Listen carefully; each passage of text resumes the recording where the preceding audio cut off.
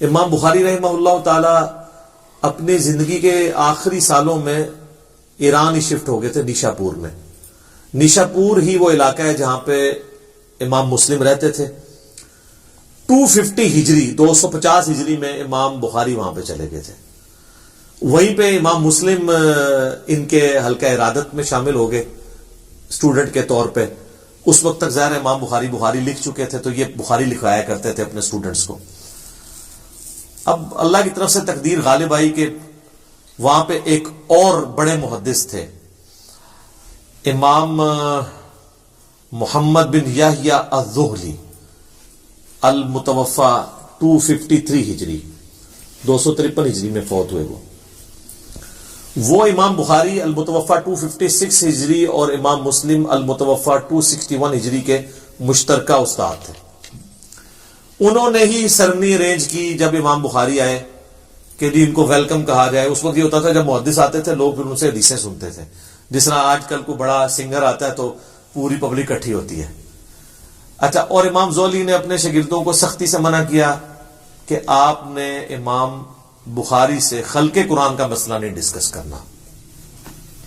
اچھا، یہ جو میں واقعہ آپ کو بتا رہا ہوں یہ تمام اسماء و رجال کی کتابوں میں تواتر سے نقل ہوا ہے۔ اسماء و رجال کے حوالے سے بھی لوگ پوچھتے رہتے ہیں، یعنی یہ جو حدیث کے راوی ہیں ان کے حالات زندگی، اس علم کو جو ڈیوائز کیا گیا اسماء الرجال، رجال رجل مرد کو کہتے ہیں، اسماء ان کے نام۔ اس میں امام ابن حجر اسقلانی کی کتاب ہے التہذیب التہذیب، ابن حجر اسقلانی المتوفى 852 ہجری، اور ان سے بھی پہلے امام ذہبی المتوفى 748 ہجری، ان کی کتاب ہے سیر اعلام النبلاء۔ ان دونوں میں یہ واقعہ موجود ہے جو میں واقعہ آپ کو بیان کر رہا ہوں۔ اب اللہ کرنا یہ ہوا کہ اب ظاہر شرارتی لوگ تو موجود ہوتے ہیں، جس طرح یہاں کے لوگ یزید کا مسئلہ چھیڑ ہی لیتے ہیں، ٹھیک ہے نا۔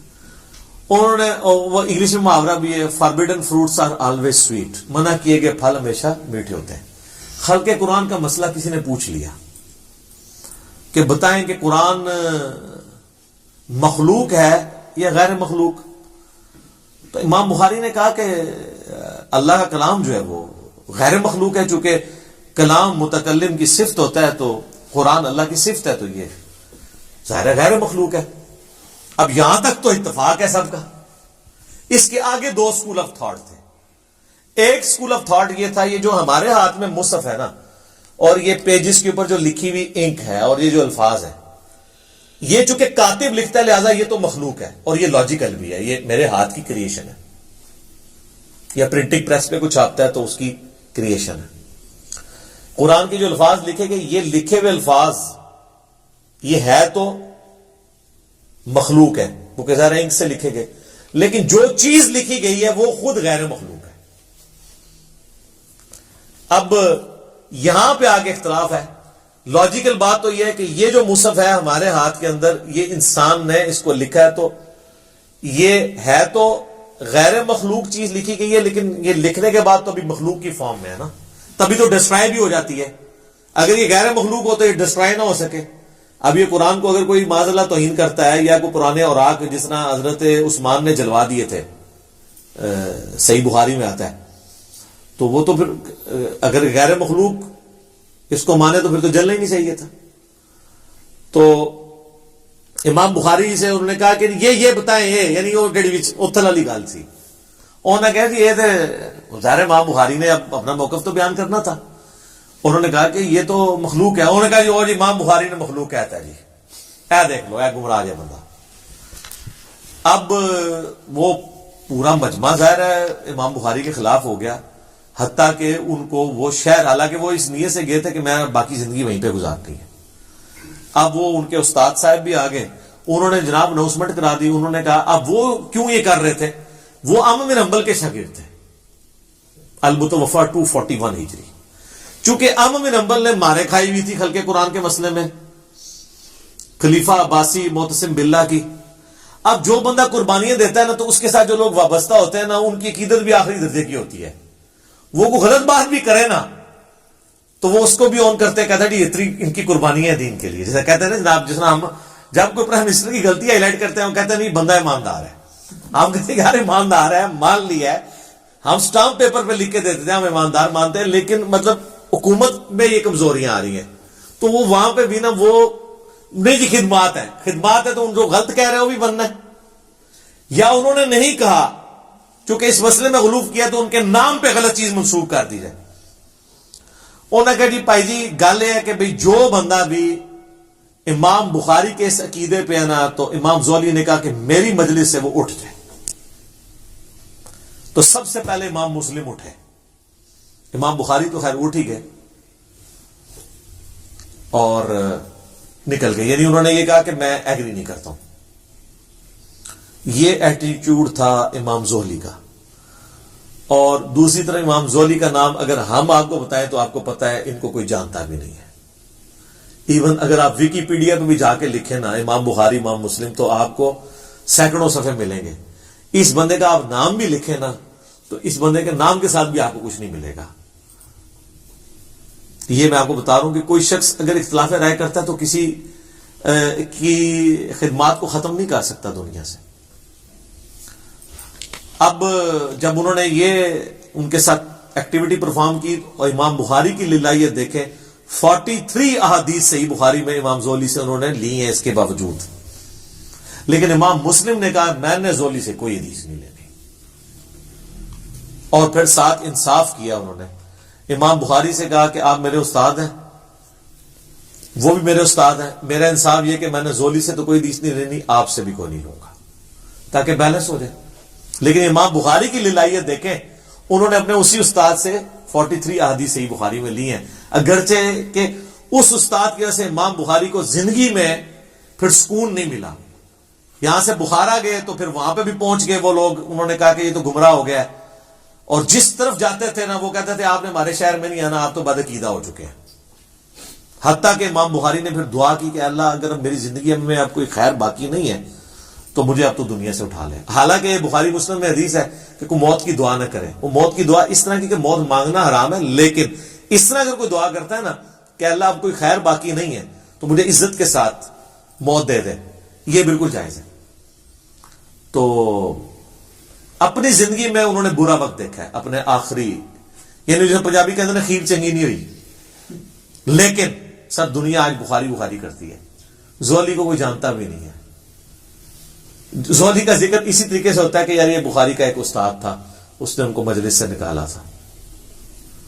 بہرحال اس شر میں سے خیر یہ نکلا کہ امام مسلم نے انڈیپینڈنٹ سند سے نبی علیہ السلام سے احادیث لی، ورنہ انہوں نے اکثر احادیث بخاری سے لے لینی تھی۔ جیسے کہ امام بخاری کے شاگرد ہیں امام ابن خزیمہ، اس کے بعد ان کے آگے سے شاگرد ہیں امام ابن حبان۔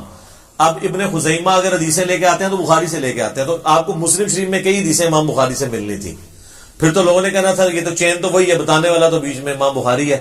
لیکن آج یہ ہے کہ الحمدللہ امام مسلم کی اپنی سند نبی علیہ السلام تک جاتی ہے الگ سے، جس میں بخاری نہیں آتے، اور بخاری کی الگ سے جاتی ہے جس میں امام مسلم تو ظاہر نہیں آئیں گے، وہ اسٹوڈنٹ ہے۔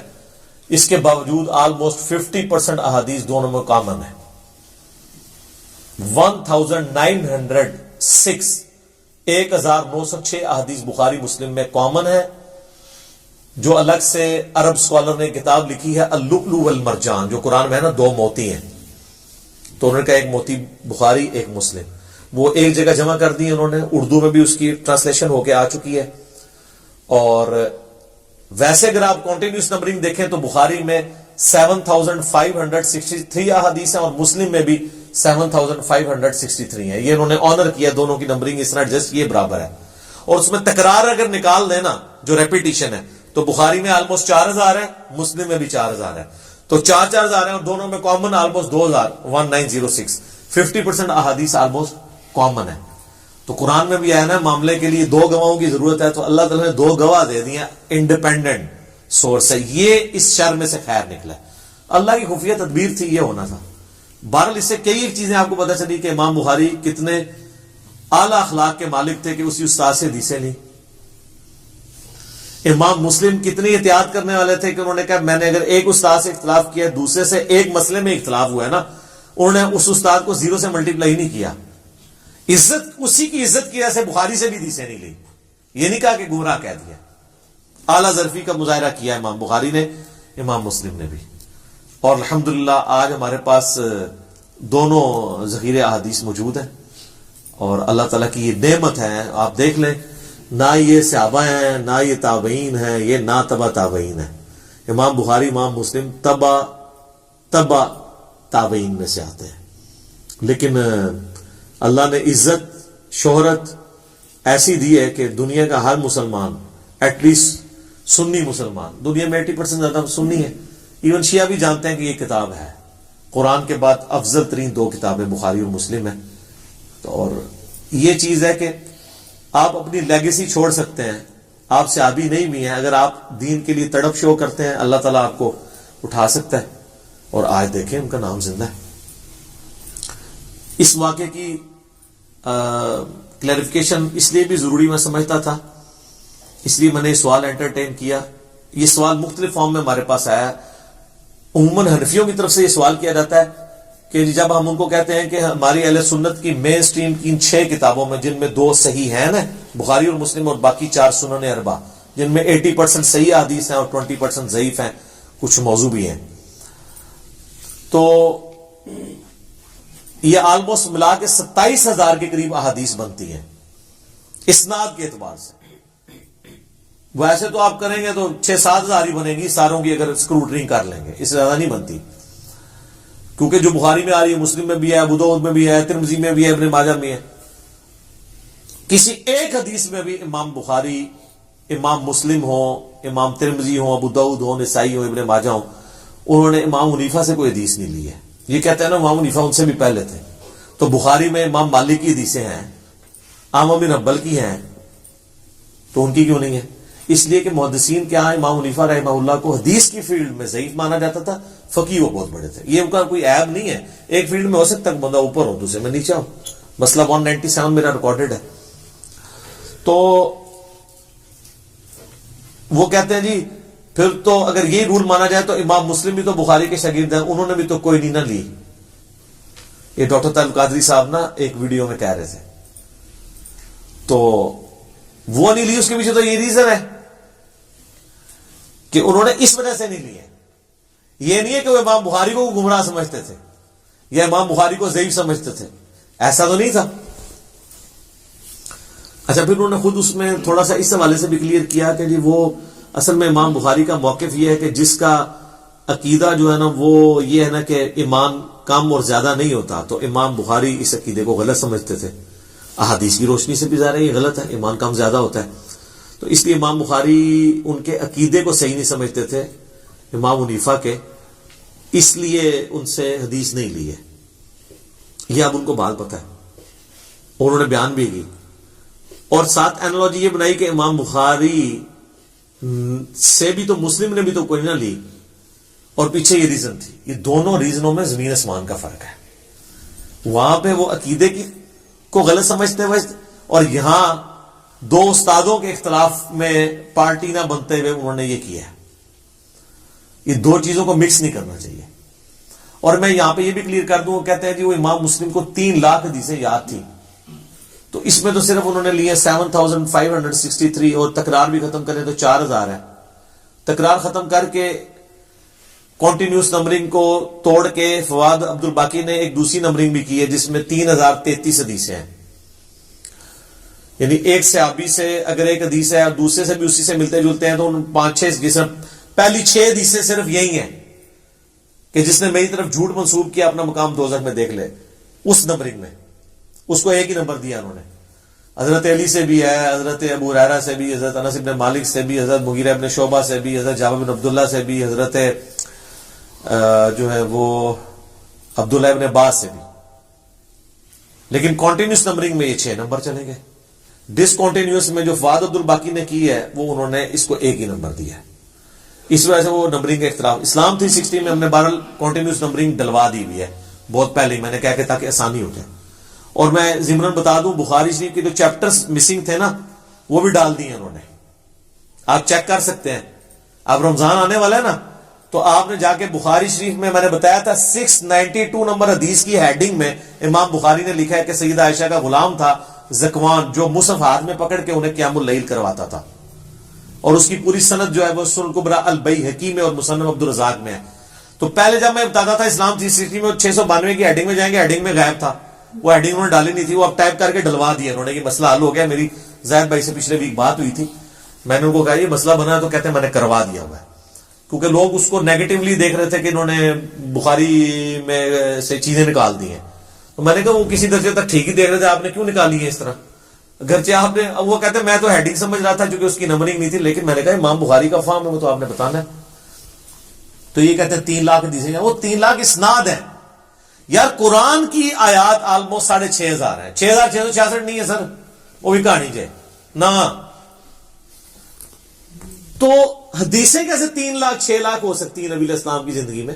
آپ کی عمر نو تھی کہ آپ نے 6 لاکھ حدیثیں بیان کرنی تھی؟